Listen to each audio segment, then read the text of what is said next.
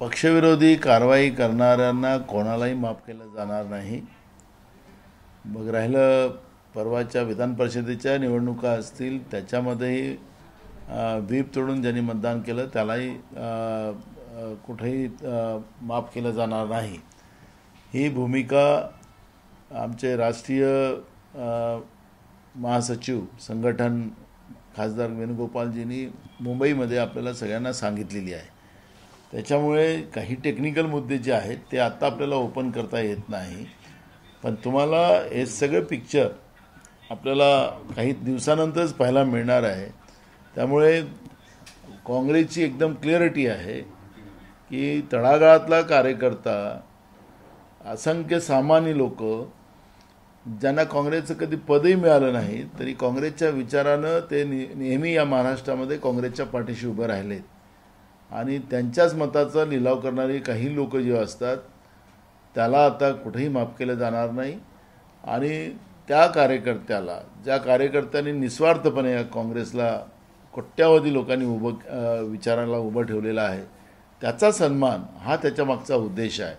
व्यक्तिशः कोणावर कारवाई करावी ही भूमिका काँग्रेस पक्षाची नाही आणि त्याच्यामुळे काँग्रेस हायकमांडने आता हे निर्णय घेतलेला आहे की कुठल्याही बदमाशांना, नुसतं काही लोक व्यापारासाठी येतात अशा कुठल्याही बदमाशाला कुठेही या पक्षामध्ये आता स्थान दिलं जाणार नाही आणि त्या पद्धतीची भूमिका काँग्रेस पक्षाची आहे। नानाभाऊ, आगामी विधानसभा निवडणुकीमध्ये त्या पाच आमदारांना आगामी विधानसभा निवडणुकीमध्ये त्या पाच आमदारांना तुम्ही तिकीट देणार नाही, कारण दोन आमदारांना तुम्ही अभय दिला आहे, मात्र पाच आमदारांवर कारवाई झाली आहे आणि त्यांना कोणालाही अभय दिलेलं नाही। जी कोणी आयडेंटिफाय झाली त्या कोणालाही अभय दिलेला नाही, कारण की चुकीला माफी नाही अशी भूमिका काँग्रेस हायकमांडने घेतलेली आहे। उद्या महाविकास आघाडीची जागा वाटपाच्या संदर्भात पहिली बैठक होणार आहे। काँग्रेसची काय तयारी आहे? उद्याच्या बैठकीमध्ये साधारणतः कुठले मुद्दे ठेवले जाणार आहे? जागांचा आकडा उद्या सांगितला जाणार आहे का? निगोसिएशनला उद्यापासून सुरुवात होईल का? नाही, निगोसिएशनला माझ्या मतांतरी त्या पद्धतीचा कुठला ड्रॉप अजून नाही। स्वतः आज उद्धव ठाकरे साहेब दिल्लीमध्ये आहेत, ते उद्या पण दिल्लीतून येतील असं मला वाटतं आहे, पण ते राहुल गांधीजींसोबत पण भेटणार आहेत असं कळतं आहे। त्यामुळे या सगळ्या याच्यामध्ये उद्या उद्धवजी आणि राष्ट्रवादीचे प्रमुख नेते समजा उपस्थित असतील तर त्या ठिकाणी त्या पद्धतीचा अजेंडा वेळेवर आम्ही त्या ठिकाणी ठेवला जाईल। आणि पण आम्हाला मूळ अजेंडा आहे की आज महाराष्ट्रामध्ये ज्या पद्धतीनं ज्या घोषणा करून आपल्याला मतं कशी घेता येईल अशा पद्धतीचा एक प्रयत्न, अयशस्वी प्रयत्न राज्यातलं महायुतीचं सरकार करते आहे। ते त्यांना ठीक आहे, आनंद व्यक्त केलाच पाहिजे। गुडफील, भाजपचं गुडफील आपल्याला माहीतच आहे की अटल बिहारी वाजपेयीच्या सरकारमध्ये प्रमोद महाजनांनी आणला होता, तसा हा गुडफील आता यांच्या मनात आहे, तो राहू दिला पाहिजे, त्याला काही आम्हाला विरोध करायचं कारण नाही। आपण पाहिलं की लाडली बहीणमध्ये काही टॅक्स पेअर लोक कोर्टात गेलेत, त्याचा आरोप एक ते आमच्या महाविकास आघाडीवर लादतात आहेत। ह्या योजना आमच्याच आहेत। काँग्रेसच्या ज्या ज्या राज्यामध्ये सरकार आहेत तिथं महालक्ष्मी नावाच्या योजनेच्या माध्यमातून ह्या योजना चालतात। आम्ही निवडणुकीच्या तोंडावर घोषणा नाही केल्यात किंवा सत्तेत आहे म्हणून आम्ही घोषणा नाही केल्यात, या सत्तेत येण्यासाठी घोषणा नाही केल्यात, आम्ही त्या कंटिन्यू चालू ठेवल्याचं आपल्याला कर्नाटक असेल, तेलंगणा असेल, आमचा जो राजस्थान होता, आमच्याजवळ जेव्हा छत्तीसगड होतं त्याही राज्यामध्ये या योजना चालल्या होत्या।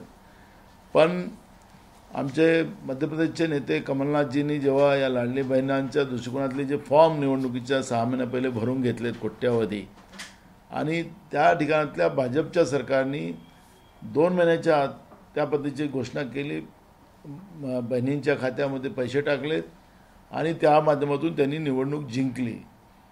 पण आत्ता ते सरकार तिथं आलेली आहे, बहिणींच्या भरोश्यावर सरकार आलेली आहे, पण मध्य प्रदेशमध्ये योजना लाडली बहीण बंद केली गेलेली आहे। म्हणजे यांचा हा निवडणुकीचा जो अजेंडा आहे हा प्रलोभनाचा आहे, हा कायमस्वरूपी नाही, हे महाराष्ट्रातही आता लोकांना कळतं आहे। त्यामुळे महालक्ष्मी योजनेच्या नावाने महाराष्ट्रामध्ये योजना कंटिन्यू केली जाईल. आज 1,500 रुपये दिले जातात, त्याच्यापेक्षा जास्त पैसे आम्ही देऊ.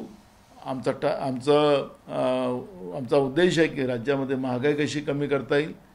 आमचा उद्देश आहे की शेतकऱ्याला न्याय कसा दिला जाईल, त्याचा एक आम्ही ब्लूप्रिंट तयार करतो आहे.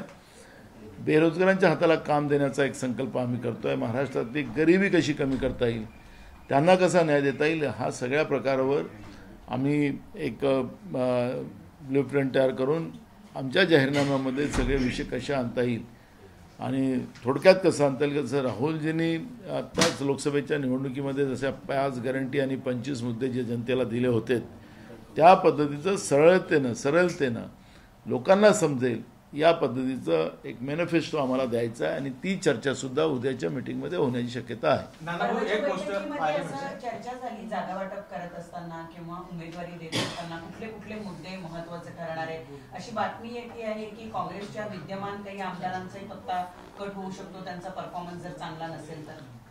बिलकुल आहे. आता सर्वे, कारण की आमच्या हायकमांडनी पण दिल्लीतून सर्वे कंपन्या लावलेल्या आहेत, त्याही सर्वे चाललेले आहेत. आता मतदारसंघ सर्वे चाललेले आहेत. राज्य म्हणजे आमच्या काँग्रेस कमिटीच्या वतीने सर्वे केले जातील आणि ज्यांचा लोकांमध्ये हे नसेल आणि त्याच्यामुळे त्याच्यापेक्षा चांगले काही उमेदवार असतील तर अशा उमेदवारांचाही विचार केला जाईल. त्या पद्धतीचं दिल्लीचे संकेत आहेत. नानाभाऊ, एक गोष्ट पाहायला मिळत आहे की तुम्ही म्हटलं आहे की कार्यकर्त्यांचा सन्मान करायचा आहे.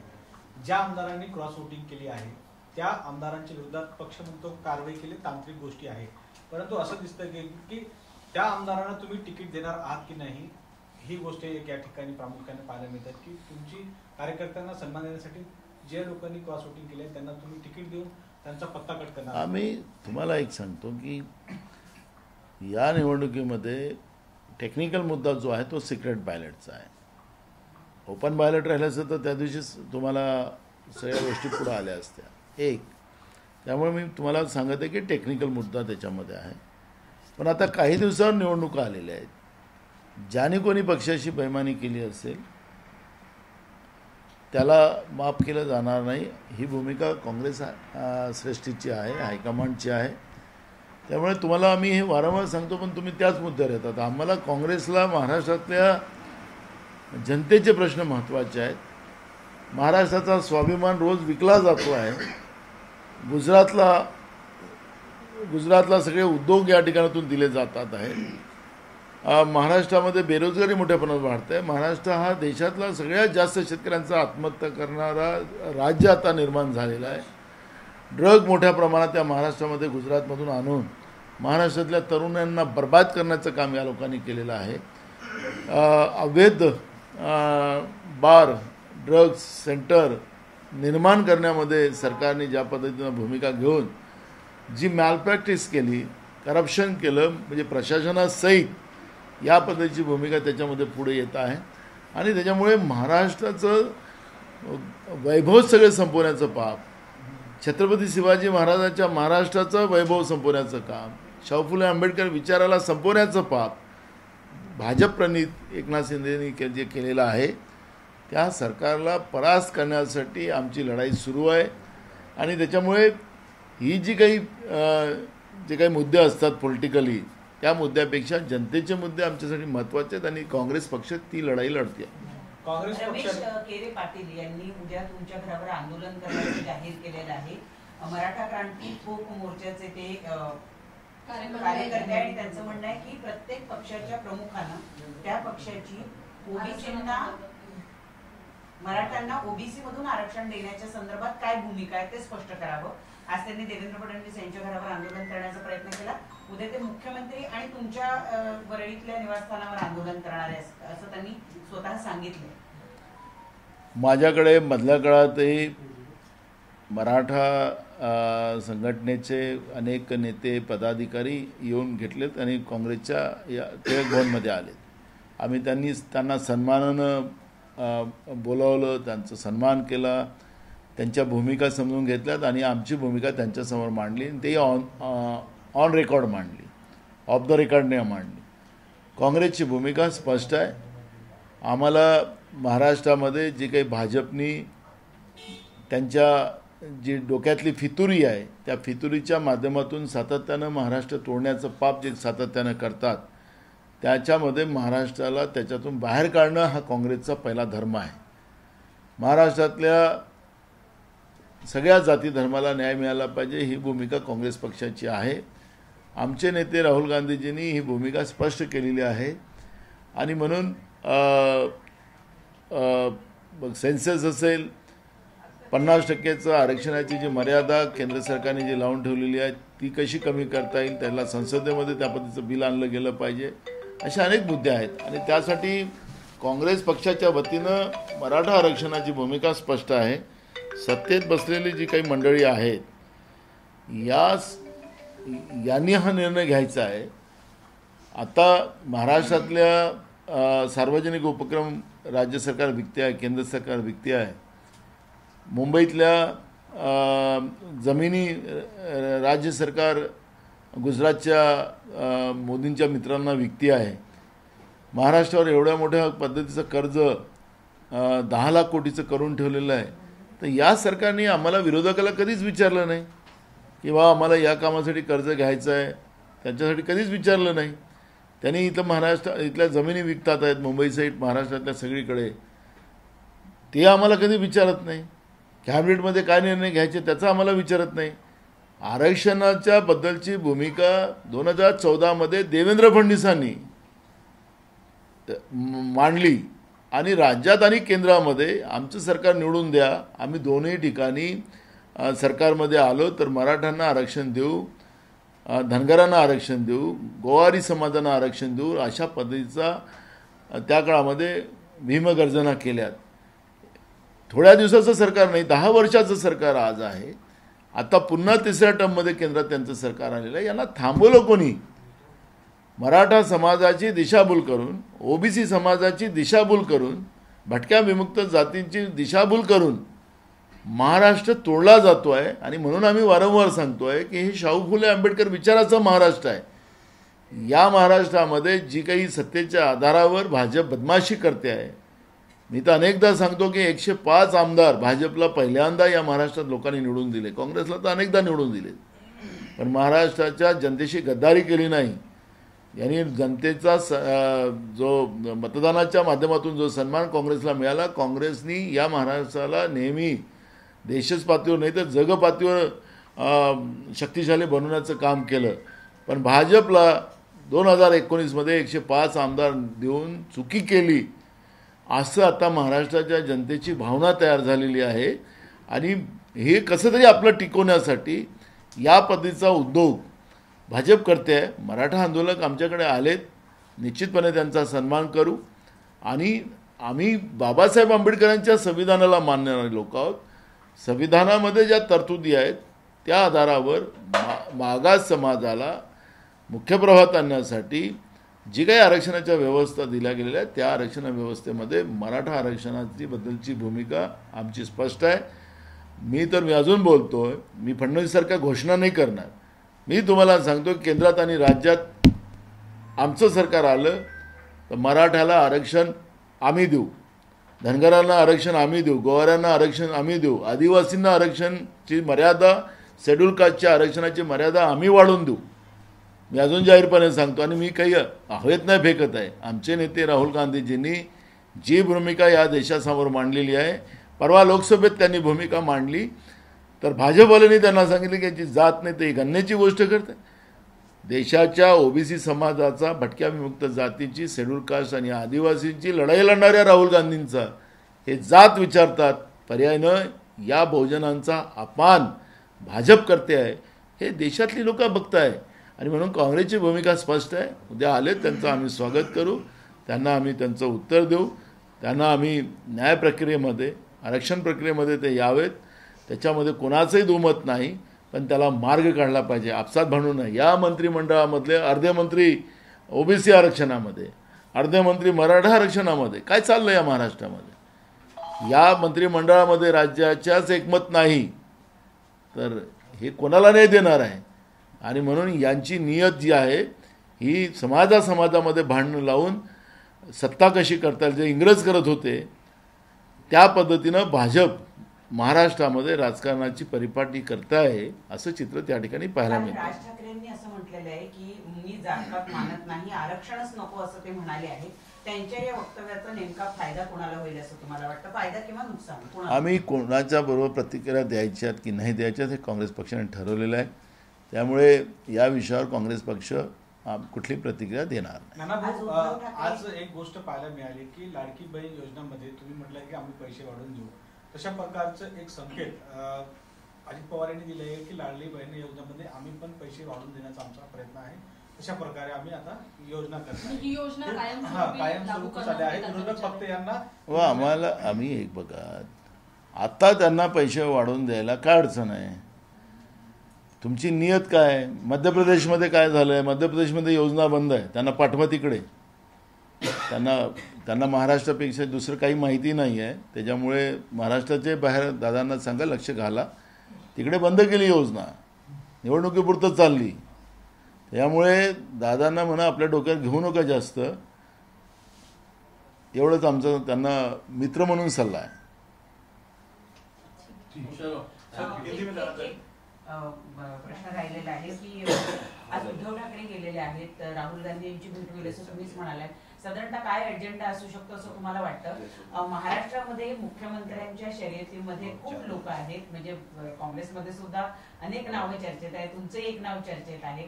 तर कदाचित उद्धव ठाकरे तिथे जाऊन शिवसेनेचाच मुख्यमंत्री व्हावा या संदर्भात ही चर्चा नाही आहे? वरिष्ठ नेत्यांची ही चर्चा आहे. चर्चेनंतर आम्हाला कळेलच, आमच्या पक्षाकडून कळेल. पण मला असं वाटतं की उद्धवजी हे काही चर्चा करणार नाही. महाराष्ट्रामध्ये भाजपला सत्तेतून बाहेर कसं काढता येईल त्यासाठी काही प्लॅनिंग त्यांच्या डोक्यात असेल. कारण की राहुलजींच्या सभा या विधानसभेमध्ये मोठ्या प्रमाणात महाराष्ट्रामध्ये होणार आहे. त्यामुळे वरिष्ठ नेत्यांचं सभेंचा ताळमेळ, रणनीती या सगळ्या विषयावरची चर्चा होईल असं मला वाटतं आहे. आणि उद्धवजींनी गेल्या 2 दिवसापहिलेच सांगितलं की फडणवीस तू राहा नाही तर मी राहील महाराष्ट्रात, अशा पद्धतीचा शिवसेनेच्या स्टाईलमध्ये त्यांनी जी काही भूमिका मांडली. त्यामुळे उद्धवजींनी आता मनात घेतलेलं आहे की भाजप मुक्त महाराष्ट्र करावा. कारण की देवेंद्र फडणवीसाला बाहेर फेकायचं असेल, सत्तेच्या बाहेर काढायचं असेल तर भाजपमुक्त महाराष्ट्र व्हावा असं उद्धवजींच्या डोक्यात असावं असं मला वाटतं आहे. त्याच्यामुळे आज वरिष्ठ नेत्यांची जी काही चर्चा होईल त्याच्यामध्ये ह्या सगळ्या विषयावरची चर्चा होईल असं अपेक्षित आहे. जी चर्चा होईल ती आम्हाला कळेलच. आणखी एक प्रश्न की तुमचे एक मित्र म्हणजे शरद पवार जे आहेत ते 2दा मुख्यमंत्र्यांची त्यांची भेट झालेली आहे. त्या भेटीचा तपशील फारसा काही बाहेर येत नाही. त्यामुळे कुठेतरी शिवसेनेमध्ये अस्वस्थता, उद्धव बाळासाहेब ठाकरेंमध्ये अस्वस्थता वाढली आहे आणि म्हणून ते काँग्रेसशी जास्त जवळीक साधतायत असं काही आहे? बघा, उद्धवजींचं मॅडम सोनियाजी, राहुलजी यांच्या संपर्कात ते असतातच, फोनवरूनही चर्चा होत राहतं. त्यामुळे आता राहिले पवारसाहेबांचा विषय, तर पवारसाहेबांनी त्यांचं आम्हाला माहिती नाही. पण आता ते वरिष्ठ नेते आहेत महाराष्ट्राचे, ते कोणालाही भेटू शकतात पवारसाहेब. त्यामुळे आम्ही फार काय प्रतिक्रिया द्यावी असं मला वाटत नाही. सर, हिंदी में जाना चाहेंगे. मराठा क्रांति ठोक मोर्चा की तरफ से आज सागर बंगले का घेराव किया गया था देवेंद्र फडणवीस पे. उनकी तरफ से लगातार मराठा समाज के लोगों की तरफ से कहा जा रहा है कि जितनी भी राजनीतिक पार्टियां हैं आरक्षण को लेकर उनका क्या स्टैंड है उसको क्लियर करें. कल आपके घर का भी घेराव करने की बातें हो रही है, मुख्यमंत्री का भी आवाज जो है उसका भी घेराव किया जाएगा, क्या कहेंगे? एकदम क्लियरिटी है कांग्रेस पार्टी की. हमारे नेता राहुल जी ने जिस तरह से भूमिका रखी है देश की जनता के सामने एकदम क्लियर है. लेकिन नरेंद्र मोदी जी उससे भाग रहे हैं. वो सेंसस के विरोध में है. एक तरफ महिला आरक्षण दे के रखा है, उसमें भी कहते हैं कि 2029 में हम करेंगे सेंसस. सेकंड थिंग ऐसा है कि 50% की मर्यादा जब तक हम ख़त्म नहीं करेंगे, जब तक आरक्षण के ये सब प्रॉब्लम खड़े होंगे. हाल ही सुप्रीम कोर्ट के जो डिसीजन आया है शेड्यूल कास्ट शेड्यूल ट्राइब के बारे में, उसमें भी 50% के अंदर ही ये सब करना है, राज्यों को अधिकार दिया है. उसके बारे में आज मैं कोई प्रतिक्रिया देना चाहिए ऐसा कुछ नहीं. लेकिन इसके परिणाम 50 के अंदर में रहने के बाद इसके परिणाम क्या होंगे, इसका अंदाज़ा आज आप लोग नहीं ले रहे हो। बांग्लादेश की हाल ही में एक सरकार और जिस तरह से उद्रेक लोगों का हुआ, वो आरक्षण के पीछे ही हुआ है। तो आपको पता होगा कि भारत देश में ऐसा ना हो, यही मैं प्रार्थना करूंगा। इसलिए ये आरक्षण का प्रश्न छुड़ाने के लिए देश के प्रधानमंत्री ने आगे आना चाहिए। जो राहुल जी ने मांग की है वो संवैधानिक मांग है। लोकतांत्रिक व्यवस्था में इस विचार जो मांग की है उसको बड़ा महत्व है और हमारे कोर्ट से ज़्यादा अधिकार हमारे संसद को है। तो मुझे लगता है कि हमारे व्यक्तिगत विचार सरणी बीजेपी और कांग्रेस की अलग हो सकती है, लेकिन देश के लिए हम लोगों ने एक साथ रहना चाहिए। ये भूमिका कांग्रेस पार्टी की रही है, हमारे नेता राहुल जी की भी रही है। और इसलिए हमें लगता है कि जो 50% का आरक्षण का सीलिंग जो है वो संसद में उस तरह का एक बिल लाके उसको हटाना चाहिए, कानून बनाना चाहिए और राष्ट्रीय सेंसस होना चाहिए। क्योंकि महाराष्ट्र में कोशिश की गई है, क्योंकि यही देवेंद्र फडणवीस ने 2014 में कहा था कि हमारी सरकार देश और राज्य में लाओ तो हम तुम्हारे को मराठा आरक्षण देंगे, धनगर को आरक्षण देंगे, गोवारी को आरक्षण देंगे, ऐसा इन्हें कहा था। लेकिन 10 साल में इन्हें आरक्षण नहीं दिया और आज वही के वही हम लोग घूम रहे हैं। महाराष्ट्र में लोकल बॉडीज के इलेक्शन नहीं हुए, गए 3 साल से लोकल बॉडीज के इलेक्शन न होने की वजह से आज महाराष्ट्र की यह हालत हुई है कि कई जगह डेंगू की बीमारियां बढ़ गई, लोग मर रहे हैं। हमारे वरिष्ठ पत्रकार आज उनके फादर एक्सपायर्ड हुए तो वो डेंगू से हुए। तो मेरा कहना ऐसा है कि जो स्थिति आज बनी है तो लोकल बॉडीज इलेक्शन वो भी आरक्षण की वजह से रुकी है। यही फडणवीस कहता था कि मुझे सरकार दो, मैं 24 घंटे में आरक्षण वापस ला के दूंगा।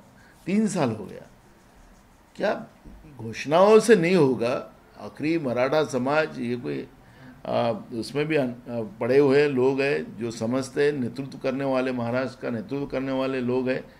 ये मराठा समाज को इस तरह से निगलेक्ट करके नहीं चलेगा। मराठा समाज में जो गरीब लोग हैं उनको मुख्य प्रभाव में लाना, ये अगर सबकी मन की इच्छा होगी तो उसको केंद्र की सरकार ने आगे आकर ये प्रश्नों को वो सवाल कर सकते हैं। लेकिन महाराष्ट्र की सरकार निर्गुण आयोग लाएंगे, गायकवाड़ आयोग लाएंगे। बिहार में तो पूरा सेंसस उन लोगों ने इस राज्य का किया, लेकिन हाई कोर्ट ने भी उनको नकारा, सुप्रीम कोर्ट ने भी नकारा।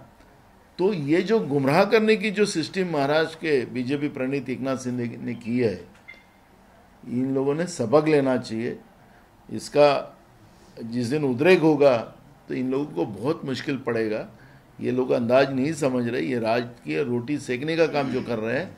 लेकिन महाराष्ट्र की शाहू फुले आंबेडकर विचारधारा को ये जो जिस तरह से कलंकित करने का पाप जो बीजेपी कर रही है, एकनाथ शिंदे की सरकार कर रही है, इनको कोई माफ नहीं करेगा। सर, आपको लगता है कि जिस तरीके से आरक्षण का विवाद लगातार जो है महाराष्ट्र में खिंचता चला जा रहा है, आने वाले समय में फ्रिक्शन इतना ज्यादा हो जाएगा कि स्थिति विस्फोटक हो सकती है जैसा बांग्लादेश में हुआ? क्योंकि विवाद आरक्षण से ही शुरू हुआ और आलम ये हो गया कि हमने स्पष्ट कर दिया है कि महाराष्ट्र में जो आरक्षण की परिस्थितियाँ, ये बीजेपी की झूठी जो मानसिकता है उसके वजह से निर्माण हुआ है। हमारा संविधान दुनिया का सबसे अच्छा संविधान है और संविधान से ये मार्ग निकल सकता है, ये इसका विश्वास मैं कांग्रेस का कार्यकर्ता इस नाते से, हमारे नेता राहुल जी ने जिस बारे में बात कही है उसमें स्पष्ट होता है। तो हमारा बेसिक डिसाइड है, अगर दिल्ली केंद्र में सरकार और राज्य में हमारी सरकार हो तो महाराष्ट्र का आरक्षण का प्रश्नों को सवाल करने का काम कांग्रेस पार्टी करेगी। ये भूमिका हमने रखी है। सर, राज ठाकरे जी ने भी अपना स्टैंड क्लियर किया है। उनका कहना है कि आरक्षण जैसी चीज होनी नहीं चाहिए, भूमिपुत्रों के बारे में बात करनी चाहिए। इसके ऊपर क्या कहेंगे? राजनीति बहुत हम किसी लोगों के बारे में बात नहीं करने का है, वो हमने ये किया है तो उनके बारे में कोई प्रतिक्रिया नाही देणार. नाना भाऊ, एकनाथ शिंदेच्या पक्षामध्ये आता उद्रेक पाहायला मिळत आहे. पहले मेरा खत्म तो होने दो. सर, दिल्ली का दौरा कर रहे हैं आज, जो है उद्धव ठाकरे अगले 3 दिन तक वहां पर हैं. महाविकास आघाड़ी की भी मीटिंग कल होने वाली है, तो किस तरीके की तैयारी चल रही है? कौन से मुद्दों को लेकर जो है बातें होंगी? क्या लगभग मान लिया जाए कि जो रूपरेखा है सीट शेयरिंग की लगभग पहला फेज वो कल कंप्लीट हो जाएगी जब पहली मीटिंग होगी तो? देखो, वरिष्ठ नेता दिल्ली में मिल रहे हैं, हमारे नेता राहुल जी, हमारे राष्ट्रीय अध्यक्ष खड़गे जी, और मुझे लगता है कि उद्धव जी जब इनसे मिलेंगे तो उद्धव जी ने हाल ही में एक स्टेटमेंट किया है कि फडणवीस रहेगा या मैं रहूँगा, बीजेपी नहीं रहेंगे तो फडणवीस कहाँ से रहेगा। सिंपल है, उसकी पूरी उनके पास कोई ब्लूप्रिंट होगी, तैयार होगा मटेरियल। राहुल जी के भी बड़े दौरे यहाँ महाराष्ट्र में होने वाले हैं। हाल ही में 20 तारीख को राजू जी की जयंती के उपलक्ष्य में वो महाराष्ट्र में आ रहे, तो वरिष्ठ नेता उसमें अपनी कोई रणनीति बनाएंगे और हमें उम्मीद है कि महाराष्ट्र में इस बार जो सत्ता परिवर्तन है, जिसमें बीजेपी को सत्ता से पूरा बाहर करना, यही उसका सबका मकसद है, और इस विषय पे चर्चा दिल्ली में राहुल जी और उद्धव जी की होगी। परफॉर्मेंस के बेसिस पर सीट शेयरिंग होना चाहिए, मानक होनी चाहिए, आपको लगता है ये मुद्दा भी उठेगा जिस तरीके से कांग्रेस का रहा है पार्लियामेंट के इलेक्शन में अभी महाराष्ट्र में? नहीं, वो तो ये वो इशू वहाँ का नहीं है, सीट शेयरिंग का इशू यहाँ पे होगा। जो हम तीनों दल जब बैठेंगे तो उसमें ये सीट शेयरिंग का इशू होगा, वो दिल्ली का इशू नहीं। सर, जिस तरीके से बांग्लादेश में अशांति फैली है, वहां पर हिंसा हो रही है, ये भी खबरें आ रही हैं कि हिंदुओं के मंदिरों को टारगेट किया जा रहा है, वहां पर उनके पलायन की स्थिति हो रही है, काफी ज्यादा असमंजस की स्थिति हो गई है, वहां पर जो प्रधानमंत्री थी वो भी पलायन कर गई है। आप इस पूरे घटनाक्रम को कैसे देखते हैं? क्या केंद्र सरकार का इसमें? देखो, मैं एक छोटा सा इशू है कि आज सर्वदलीय मीटिंग दिल्ली में हुई, अपोजिशन लीडर करके राहुल जी भी गए, लेकिन देश के प्रधानमंत्री आज के मीटिंग में उपस्थित नहीं हुए। ठीक है, उनको काम बहुत रहता है। एक ये इशू को देश की सरकार ने बहुत इजी नहीं लेना चाहिए, क्योंकि हम जब हमारे पड़ोसी देश में कुछ घटनाएं होती तो हमारे देश ने हमेशा अलर्ट रखा है। वहाँ हुआ हमारे को नहीं होगा ऐसा किसी ने नहीं समझना चाहिए। लेकिन इस पे हमारी राष्ट्रीय नेतृत्व इस पे प्रतिक्रिया देंगे, मैं उस पे प्रतिक्रिया नहीं दूंगा। लेकिन मुझे लगता है कि ये गंभीर बात है जो बांग्लादेश में हुई है, उसमें देश की सरकार ने अलर्ट होना चाहिए। वह हिंदू मुसलमान करने से पहले देश कैसा सिक्योर किया जाए, देश को कैसा बचाया जाए, ये पहले करना चाहिए। और देश बचेगा तो हिंदू मुस्लिम रहेगा, देश नहीं बचेगा तो कुछ नहीं बचेगा। इतना ही दिमाग में सबने रखना चाहिए, ये हमें लगता है। नाना भाऊ, एकनाथ शिंदे यांच्या पक्षात उद्रेक पाहायला मिळत आहे। अनुराग अडसूंनी म्हटलं आहे की भारतीय जनता पक्षाने राज्यपालाचं जे शब्द आहे ते पाळलं नाही। याचा अर्थ असा आहे की अनेक असे आश्वासन दिले होते, परंतु आश्वासन आता भारतीय जनता पक्षाकडून पाळले जात नाही। हे आता नवीन अलायन्स यांचं आहे। देशव्यापी आपण भाजपच्या अलायन्सचा अगर चर्चा केली तर एकही जुने अलायन्स भाजपसोबत आता एकही राहिलेले नाही। त्यांनाच जमिनीत गाडून त्याच्यावर भाजप उभी पूर्ण देशामध्ये झालेली आहे। शिवसेनेचं स्वतःचं उदाहरणच, जे बाळासाहेब ठाकरे साहेबांनी जे निर्माण केलेली शिवसेना, तिलाही यांनी बर्बाद करून टाकलं।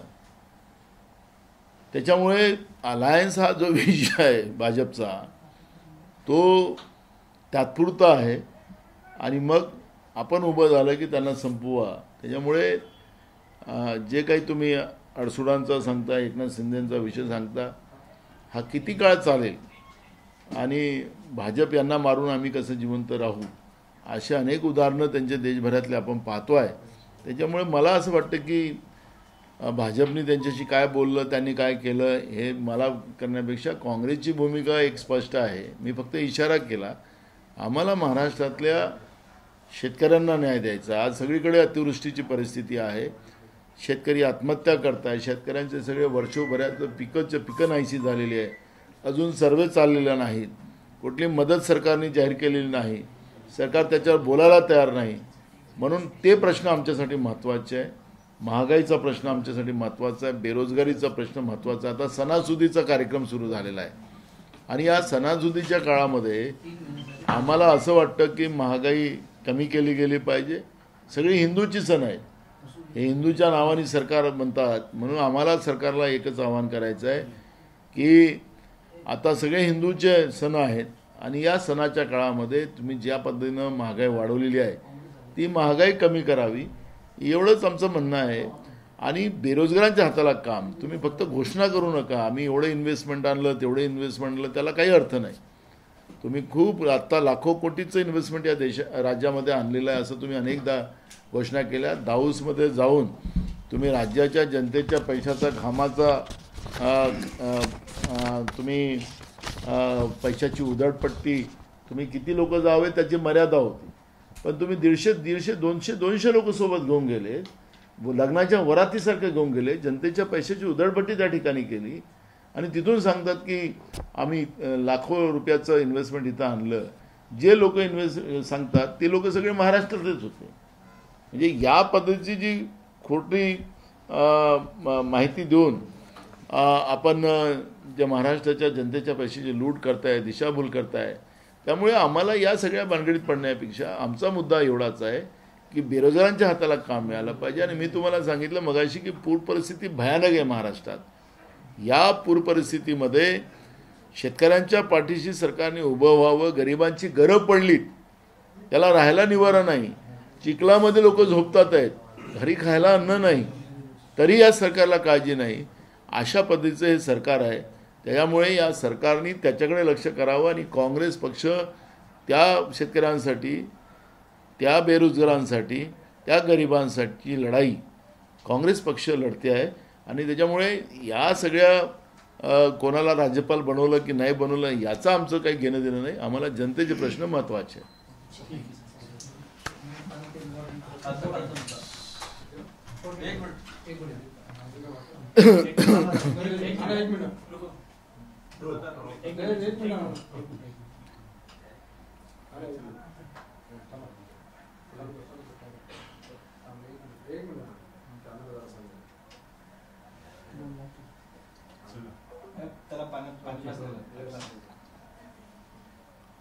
मी आत्ताच सांगत होतो की महाराष्ट्रामध्ये जी पूर परिस्थिती भयानक आहे त्याच्यामुळे शेतकऱ्यांची सगळे पिकं नाहीशी झाली.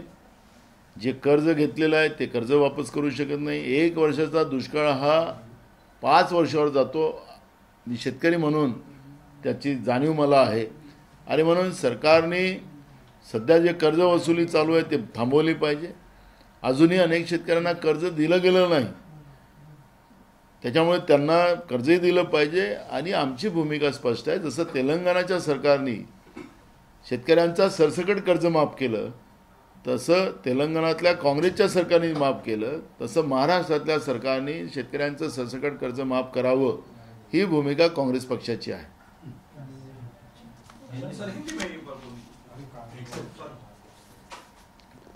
महाराष्ट्र में बाढ़ की परिस्थिति भयावह है. किसानों की पूरी फसल बर्बाद हो गई है, गरीबों के मकान उद्ध्वस्त हो चुके हैं. महाराष्ट्र की सरकार सोई हुई है. हम सरकार अभी भी उस स्थिति का जायजा नहीं ले रही है.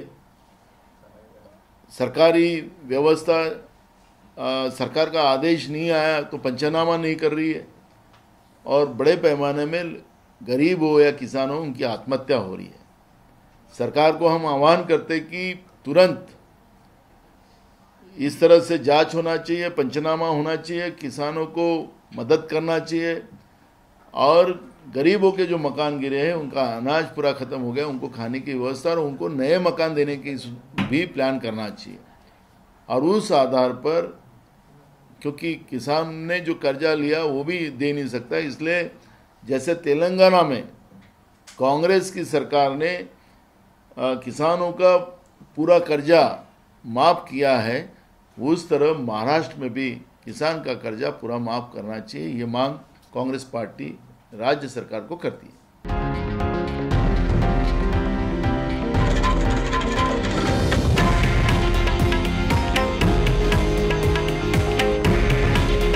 हे आहे देशातील नंबर 1 न्यूज नेटवर्क आणि आपण पाहत आहात TV9 मराठी. काळजी तुमची, हित महाराष्ट्राचं.